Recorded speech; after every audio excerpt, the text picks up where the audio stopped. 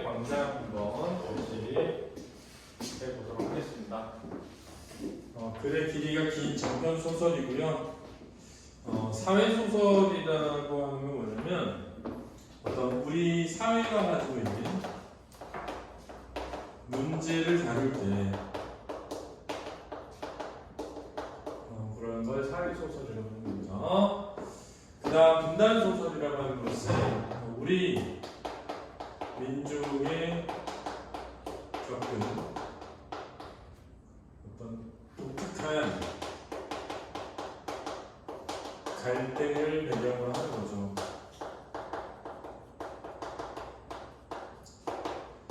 그래서 즉 남과 북의 이념적 갈등이 되겠는데, 그렇죠? 어쩌면 남이라고 하는 것은 밀실은 존재하지만 광장은 없는 곳, 이렇게 표현되어 있거든요. 북이라는 곳은 밀실은 존재하지 않고 광장만 있는 곳, 이렇게 표현되어 있어요. 그래서 주인공이 추구하는 사회는 뭐냐면 밀실과 광장이 공존하는, 그걸 진정한 의미에서의 광장이라고 하는 겁니다. 이걸 추구하고 있는 거죠. 그렇죠? 그래서 이런 남북의 어떤 분단으로 인해서 빚어지는 현실을 다루는 소설을 분단 소설이라고도 합니다. 근데 선생님이 이제 여기도 설명했지만 결국 뭐 광장이라든가 밀실이라든가 하는 것들이 진짜 광장이나 밀실이 아니잖아요. 그죠? 그냥 우리의 머릿속에서 떠올리는 어떤 이미지일 뿐이죠. 사회의 모습일 뿐이죠. 어떤 사회의 모습을 다루고 있다는 점에서 구체적이고 물리적인 어떤 대상에 대한 게 아니기 때문에 개념적이다 이렇게 얘기하는 거고, 그렇죠? 이 사회의 모습이 어떤 사회가 올바른 것인가를 탐구하는 과정이니까 그 올바름을 탐구하는 것을 철학적이라고 하는 거예요. 그렇죠? 그 다음에 이야기 자체가 타고르라는 대 안에서 과거를 뭐하면서 회고하면서 이야기가 전개되기 때문에 회고적이고 순행적이기도 한 거죠. 그렇죠? 그래서 8.15 광복에서부터 종전까지를 다루고 있는데, 시작은 이제 종전 이후에 제3국행으로 가는 인도양의 바다에서 한 남자가 겪는 일과 그 남자의 회고를 내용으로 하고 있습니다. 그렇죠? 이데올로기 갈등 속에서 바람직한 삶과 사회를 추구한다는 점에서 관념적이고 철학적인 소설이 되는 겁니다. 이해됐죠? 철학이라는 게 뭐냐면 필로소피잖아요. 그지? 지혜에 대한 탐구인데 그게 뭐냐면 어떤 것이 참인가, 어떤 것이 올바른가, 이걸 추구하는 게 철학이거든요. 자, 부분의 줄거리 보죠. 평범한 대학생이던 명주는 월북한 아버지 때문에 치안당국에 끌려가 고초를 겪은 뒤 풀려납니다. 남한사회 환멸을 느낀 명주는 애인인 윤혜를 남긴 채 월북해 노동신문의 기자로 일하게 되지만 현실 속에서 이념이 왜곡되어 개인의 개성과 자유를 허용하지 않는 획일적인 북한사회 현실을 실망하고 방황하게 됩니다. 이 개인의 개성과 자유, 이게 밀실이야. 이 밀실이 없는 광장인 거야. 이러한 상황에서 명주는 북에서 만난 은혜와의 사랑을 통해 삶의 독학을 찾으려 하지만 은혜가 유학을 떠나며 이마저도 좌절됩니다. 은혜는 이제 러시아로 유학을 가요.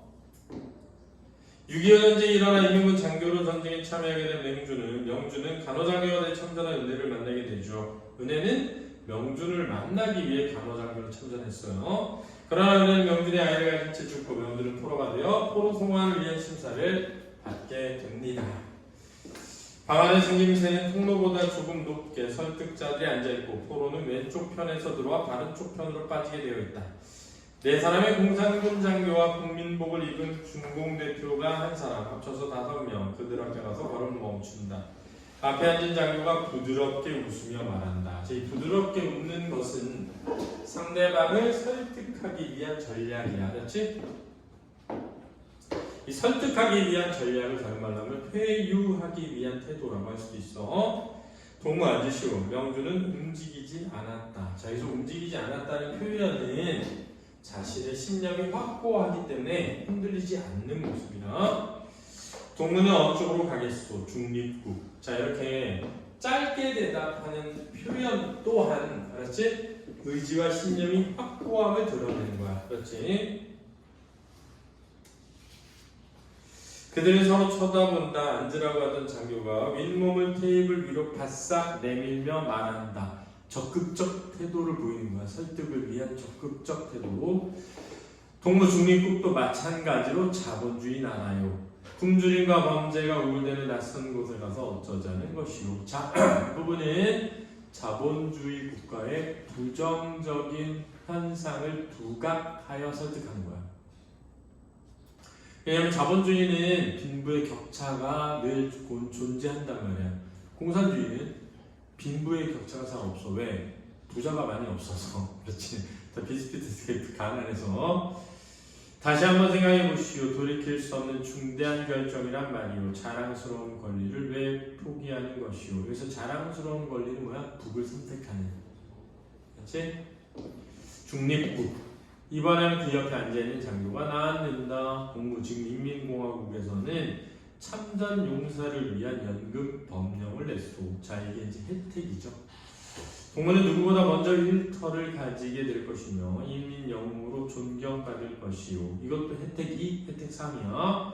전체 인민의 동무가 돌아오기를 기다리고 있어. 고향의 초목도 동무의 개선을 반길 것이요. 라고 뭐하고 있는 거야? 설득하고 있죠. 그러니까 이명준에게 첫 번째, 자본주의 국가의 부정적인 면모를 부각해서 설득하려 했다면, 두 번째, 북을 선택했을 때의 이익을 제시함으로써 설득하려고 한 거죠. 중립국. 자, 어때? 의지가 확고한 거야. 그들은 머리를 모고 소곤소곤 상의를 한다. 왜? 무엇 때문에 저렇게 확고할까? 걱정하는 바를 지워주자. 이렇게 된 거야. 처음 말했던 장교가 동무의 심정 알겠어. 오랜 포로 생활에서 제국주의단의 간산 꼬임에 유혹을 받지 않을 수 없었다는 것은 용서할 수 있어. 자, 유혹의 꼬임에, 간산 꼬임에 유혹을 받은 것에 대해서 설득하는 게 아니라 유혹을 받았던 것을 용서받지 못할까봐 걱정하는 것을 설득하는 거야. 그렇지? 야, 너 유혹에 넘어갔구나. 야, 그거 다 사탕발림이야. 이게 아니라 너가 유혹에 넘어간 것을 우리는 문제삼지 않을 거야. 이렇게. 그런 연연하지 마시오. 동아국은 동무의 하찮은 잘못을 탓하기보다는 동무가 조국과 인민에게 바친 충성을 더 높게 평가하고 일체 보복행위는 없을 것을 약속하고. 그러니까 이 보복행위에 대해 걱정할까봐 설득한 거야. 그렇지? 처음에는 자본주의 국가의 부정적인 모습, 두 번째는 우리 쪽으로 올 때 이익, 세 번째는 뭐야? 너가 걱정하고 있는 보복이 없을 거라는 안심을 시키는 거야. 동무는 중립국, 중공대표가 날카롭게 무어라고 외쳤다. 자, 이 반응이 어쩌면 진솔한 감정일 수 있지, 그치? 그래서 태도의 변화가 느껴지지? 처음에 웃으면서 말하는 것에서. 설득하는 장면은 증오에 찬 눈초리로 명주를 노려보면서 내뱉었다. 자, 이런 데에서 진심이 드러나는 것일 수 있죠. 좋아! 예수 좋아는 뭐야? 네 마음대로 해. 이런 뜻이죠. 진짜 좋다. 눈길을 방금 도어를 열고 들어서는 다음 포로에게 옮겨버렸다. 즉 관심에서 벗어나는 거죠. 아까부터 그는 설득자들에게 간단한 한마디만 되풀이 대꾸하면서 지금 다른 천막에서 동시에 진행되고 있을 광경을 그려보고 있었다. 자! 상상이야. 상상. 그리고 그 자리에도 자기를 세워보고 있었다. 상상이야. 알았지? 앞에 있는 게 다 상상이야. 아니, 앞에 있는 건 사실. 뒤에 있는 게 뭐라고? 상이라고. 알았지? 자, 내가 지금 중립국 얘기하면서 중공군하고 얘기를 하고 나오는 길에 저 길 가면 이렇게 되겠지? 라는 거 알았지? 자네는 어디 출신인가? 서울이군. 설득자는 악한 왜 서로를 뒤죽이며 중립국이라지만 막연한 얘기요. 제 나라보다 나은 데가 어디 있어요. 외국에 가본 사람이 한결같이 하는 얘기지만 밖에 나가봐야 조국이 소중하다는 거 알지 않소? 당신이 지금 가슴이 푹 눌면 나도 압니다. 대한민국이 과도기 중 여러 가지 모순을 가지고 있는 걸 누가 고민합니까? 자, 여러 가지 모순의 첫 번째, 빈부격차가 있겠죠.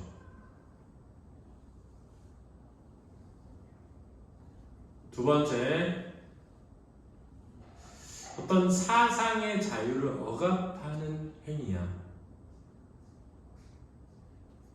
알았지? 정치적 혼란이라고 할 수도 있다. 그러나 대한민국엔 자유가 있습니다. 인간은 무엇보다도 자유가 소중한 것입니다. 당신은 북한 생활과 포로 생활을 통해 이중으로 그걸 느꼈을 겁니다. 인간은 중립국. 저건 뭐야? 거절하겠다는 태도지. 실제 있었던 일이 아니니까. 허허허 강요하는 거 아닙니다. 다만 내 나라 내민 중에 한 사람이 타양 말리 이국 땅에 가겠다고 하니 동족으로 어찌 한마디 참고된 얘기를 안 할 수 없나요? 우리는 이곳에 남한 2천만 동포의 부탁으로 온 것이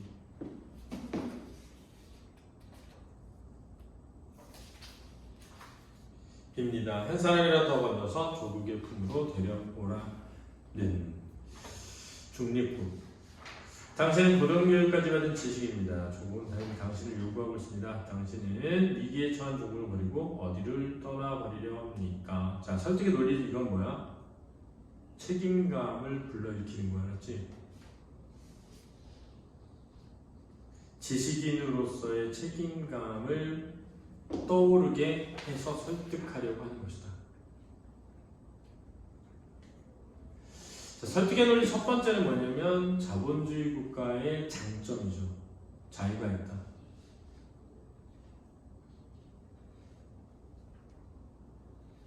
그렇지? 설득의 논리 두 번째는 뭐니? 조국의 부탁임을 강조하는 거야. 한 개인으로서가 아니라, 그렇지? 2천만 동포 입장에서 말한다는 거야. 세 번째는 지식인으로서의 책임감을 부각시키는 거야. 지식인으로서 불만이 많은 겁니다. 그렇다고 제 몸을 없애버리겠습니까? 종기가 났다고 말했지요. 자, 교각사루라고 하는 거야, 그렇지? 쇠뿔을 바로잡으려다가 소를 죽인다. 이런 뜻이 아니지? 다른 말로 빈대 잡으려다가 초가집을 태운다. 라는 거야, 그렇지? 빈대 잡으려다가 초가집을 태운다. 당신 한 사람이 잃는 건 무식한 사람 열을 잃는 것보다 더 큰 민족의 손실입니다. 당신 아직 젊습니다. 우리 사회는 할 일이 태산 같습니다. 자, 이것도 지식인으로서의 뭐야? 사명이지, 그렇지? 나는 당신보다 나이를 약간 더 먹었다는 의미에서 친구로 충고하고 싶어요. 조국을 힘으로써 조국을 재건하는 일꾼이 되어주세요. 낯선 땅에 와서 고생하는 그쪽이 당신 개인으로서도 행복이라는 걸 믿어주지 않습니다. 나는 당신을 처음 봤을 때 인상이 마음에 들었습니다. 뭐 어떻게 생각하지 마세요. 나는 동생처럼 여겨졌다는 것입니다. 자, 개인의 감정의 호소함. 만일 나만 없는 경우에 개인적 조력을 제공할 용의가 있습니다. 어떻습니까? 명절을 고개를 쳐들고 반듯하게 된 천장천막을 올려다본다. 한층 가랑을 낮춘 목소리로 혼잣말을 외치듯 나직이 말할 것이다니까. 현실이야 추측이야? 상상이야? 상상. 추측. 중립국. 설득자는 손에 들었던 연필 꼭지로 테이블을 툭 치면서 겉에 미군을 돌아볼 것이다. 미군은 엎드려 추스며 눈을 찡긋하겠지? 어쩔 수 없지? 라는 거야. 눈을 찡긋하겠지? 어쩔 수 없지? 나오는 문 앞에서 서기의 책상에 놓인 명부의 이름을 적고 천막을 나자 그는 마치 재채기를 참았던 사람처럼 몸을 벌떡 뒤로 젖히며 마음껏 웃음을 터뜨렸다. 눈물이 찔끔찔끔 범지고 침이 켜려서 캑캑거리면서도 그의 웃음은 멎지 않았다. 중량 이렇게 되는데 이 웃음의 의미는 뭘까? 이 웃음의 의미는 그런 거야. 어떤 남과 북의 이념의 대립과 갈등에서 어느 한쪽도 선택하지 않겠다는 어떤 다짐, 그리고 그것을 굽히지 않은 것에 대한 어떤 승리감. 그런데 한편으로는 슬픈 거야. 왜 슬프냐면 사실은 그렇게 됨으로써 나는 조국을 뭐 해야 돼? 등지고 떠나게 되잖아. 그러니까 내가 내 신념을 지키기 위해 조국을 떠나야 하는 거니까 신념을 지켰다는 기쁨도 있지만 조국을 떠나야 하는 뭐도 있다? 슬픔이 공존한다라고 이해해. 알았지? 그러니까 이 사람이 진정으로 원했던 것은 뭐냐면 조국이 내가 원하는 그런 모습인 거잖아. 근데 그게 안 되니까 내가 다른 나라를 가는 거잖아. 그럼 다른 나라는 그런 모습이야? 그건 알 수가 없지. 그러니까 영원히 그런 모습은 없잖아. 그래서 어떻게 되는 거야? 자살을 하게 되는 거지.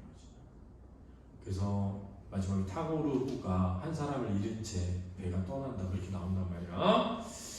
펼쳐진 부채가 있다. 예수 부채는 명준의 삶을 상징적으로 드러내는 거야. 부채의 끝 넓은 테두리 쪽을 철학과 학생 이명준이 걸어간다. 가을이다. 겨드랑이에 낀 대학신문을 꺼내 들여다본다. 약간 자랑스러운 듯이 여자를 깔보진 않지만 알 수 없는 동물애를 여기고 있다. 책을 모으고 미라를 구경하러 다닌다. 자, 이 부분은 과거를 뭐하는 거야? 회상하는 부분이야.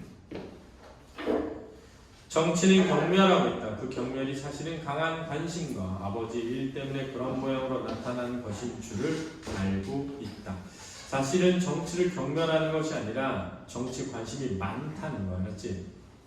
정치에 관심이 많기 때문에 정치를 경멸하게 되는 거지. 정치에 관심이 없으면 정치를 경멸하지 않지. 모르니까. 그치? 근데 정치에 관심이 많지만 아버지 때문에 자기는 정치인이 될 수는 없겠지. 그치? 약간 연좌제 같은 게 있는 거잖아. 그치? 다음에 부채 안쪽을 좀 더 좁은 너비에 바다가 보이는 분지가 있다. 거기서 보면 갈매기가 날고 있다. 윤혜에게 말하고 있다. 윤혜 날 믿어줘. 알몸으로 날 믿어줘. 고기 썩는 냄새가 역한 배 안에서 물결에 흔들리다가 깜빡 잠든 사이에 유토피아를 꿈꾸고 있는 그 자신이 있다. 윤혜는 누구니? 윤혜는 남한에서 사귀었던 여성이야. 그렇지? 남한에서 사귀었던 여성이야. 잘 들어봐. 윤혜는 가난한 여성이었어. 그래서 부잣집 아들과 결혼할 꿈을 꾸고 있었던 여자야. 알았지? 그런데 지금 이명준이라는 애는 아버지 친구네 집에 얹혀 살았어. 알았지? 아버지 친구가 한때 잘 나가는 인테리어였단 말이야. 근데 아버지는 월북해서 북에서 잘 나가고 있고 얘는 남한에 남아있으니까. 근데 그 집이 잘 살아. 그래서 그 집 파티에 알았지? 윤혜가 온 거야. 윤혜는 이 이명준이 그 집에 잘 사는 아들인 줄 안 거야. 그래서 가까이 접근을 했는데 결국 가난뱅이라는 걸 알게 된 거지. 사랑하게 됐는데. 알았지? 그래서 여기서 알몸으로 날 믿어줘 라는 말 있잖아. 알몸으로 날 믿어줘. 윤혜 날 믿어줘. 알몸으로 날 믿어줘. 이게 뭐 옷 벗고 나랑 만나줘 이런 게 아니야. 알았지? 그런 껍데기를 벗고 이런 뜻이야. 고기 썩는 냄새가 역한 배 안에서 물결에 흔들려 깜빡 잠든 사이 유토비를 꿈을 꾸고 있는 그 자신이 있다. 조선인 꿀 호주 숙소의 창에서 불타는 저녁 노을을 힘을 불어온 듯이 바라보는 그도 있다. 구겨진 바가리 코트 속에 쓰레기처럼 마른 심장을 안고 은혜가 기다리는 하수구로 돌아가고 있는 9월의 어느 저녁이 있다. 자, 고기 썩는 냄새가 역한 배 안에서 물결에 흔들려 깜빡 잠든 사이. 이거 뭐냐면 그래서 인천을 가. 너무나 힘들어서 인천에서 술 처먹고 있는데 웬 남자가 다가와. 북으로 갑니까? 이러면서 막 배가 있어요. 이러면서 얼마면 되죠? 그래서 그 고기 썩는 냄새가 역한 배를 타고 북으로 가게 돼. 이 남한보다 낫겠지 이런 마음으로. 근데 갔는데 어때? 더해. 그렇지. 조선인 고로즈 숙소 창에 불타는 저녁 노을 흰 브럼보도 있고 구겨진 밥을 쓰레기 바라는 심정으로 은혜가 기다리는. 은혜는 뭐야? 북에서 만난 여자야. 북에서 만나 서로 사랑을 하게 된 여자야. 알았지? 도어에 뒤통수를 부딪히며 악마도 되지 못한 자기를 언제까지나 웃고 있는 그가 있다. 비웃는. 알았지? 악마도 되지 못한 자기라고 했잖아. 그러니까 결국 그는 남에서도 북에서도 적응하지 못한 거야. 근데 남에서 적응하건 북에서 적응하건 뭐가 돼야 돼? 악마가 되어야 된다는 거지. 남한에서 적응해서 살려면, 그지? 자본주의에 길들여져서 돈이 최고야. 이런 악마로 살아야 되고, 알았지? 북에서 길들여지면 김일성 만세하면서 악마가 돼야 되잖아. 그의 삶의 터전은 부채꼴 넓은 곳에서 점점 안으로 오므라들고 있었다. 자, 안으로 오므라들면서 현재가 되는 거야, 알았지? 마지막으로 은혜와 둘이 안고 뒹굴던 동굴이 그 부채꼴 위에 있다. 그래서 전쟁 중에 은혜와 동굴 속에서 사랑을 나눴어. 알았지? 사람이 안고 뒹구는 목숨의 꿈이 다르지 않느니. 자, 이거는 이상화의 나의 침실로라는 시의 한 구절이야.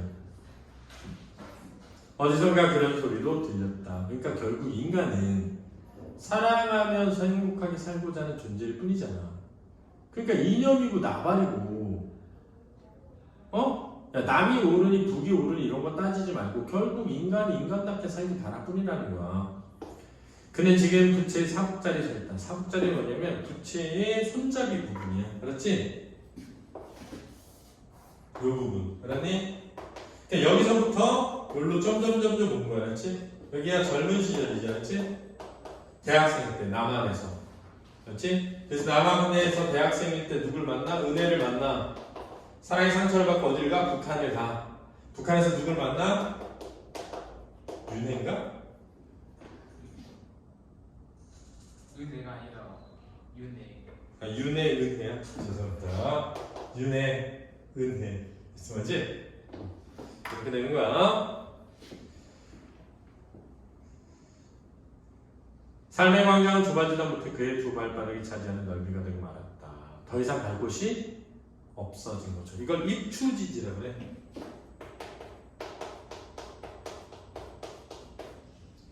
이 입이 서 있다는 거야, 그렇지? 추는 바늘 위에 서 있다. 꼬챙이 위에 서 있다, 그렇지? 자, 이제는 모르는 나라, 아무도 자기를 알 리 없는 먼 나라로 와서 제3국이야, 그렇지? 중립국. 전혀 새 사람이 되기 위해 이 배를 탔다. 사람 모르는 사람들 사이에서 자기 성격을 마음대로 골라 잡을 수 있다고 믿는다. 왜?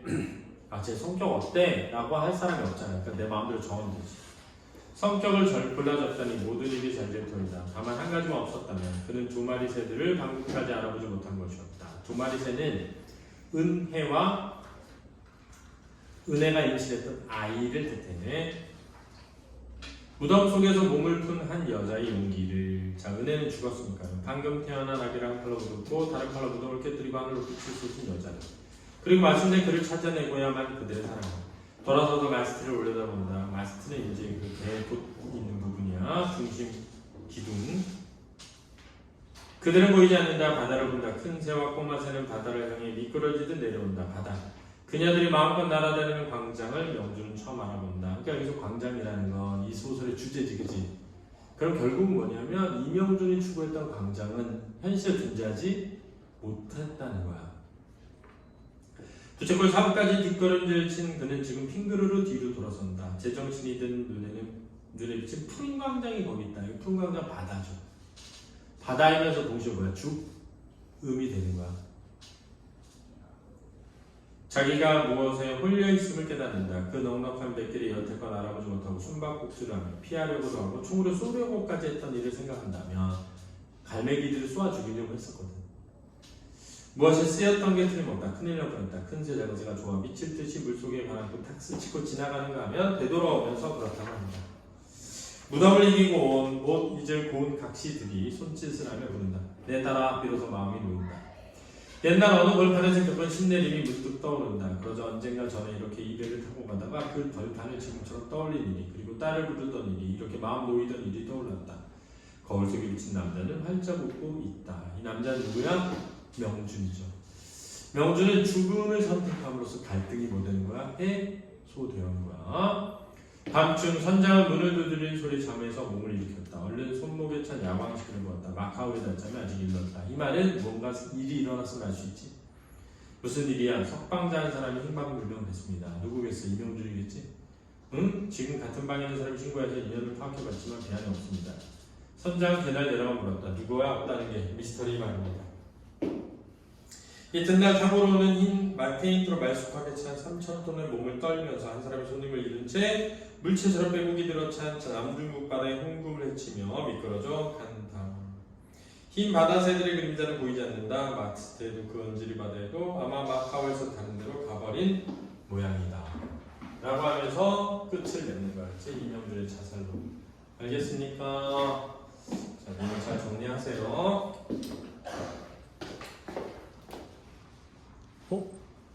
뭐야?